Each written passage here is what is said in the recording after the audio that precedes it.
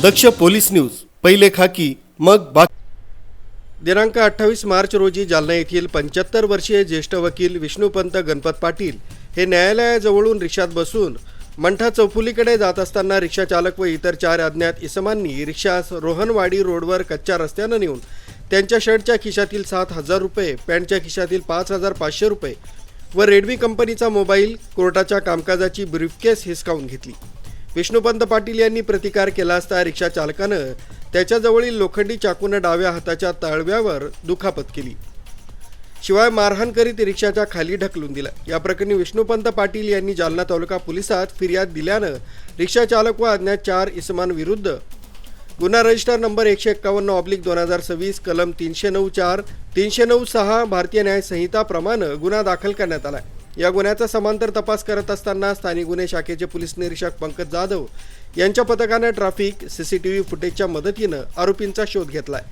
गुन्ह्यात वापरलेली रिक्षा MH21 BG 0493 सह 14 आरोपींना गांधीनगर भागातून ताब्यात घेण्यात आलाय। चौकशीत त्यांची नावे शेख वसीम शेख रशीद वय 25, जिशान खान शाबान खान वय 19 दोघे राहणार बालाजी गल्ली गांधीनगर, शेख जियान शेख इक्बाल वय 19 राहणार इलियास मस्जिद समोर गांधीनगर व सय्यद अल्तमस सय्यद युनुस वय 19 राहणार बुरान नगर जालना अशी त्यांची नावे असल्याचं उघड झालंय। तर उर्वरित एका आरोपीचा शोध सुरू आहे। त्यांच्या ताब्यातून 1.5 लाखांची रिक्षा, 7,000चा चोरीचा मोबाईल, 1900 रुपये रोख व विष्णुपंत पाटील यांची ब्रीफकेस असा एकूण 1,58,900 रुपयांचा मुद्देमाल जप्त केला। त्यांना पुढील तपासकामी जालना तालुका पोलिसांच्या हवाली करण्यात आलाय।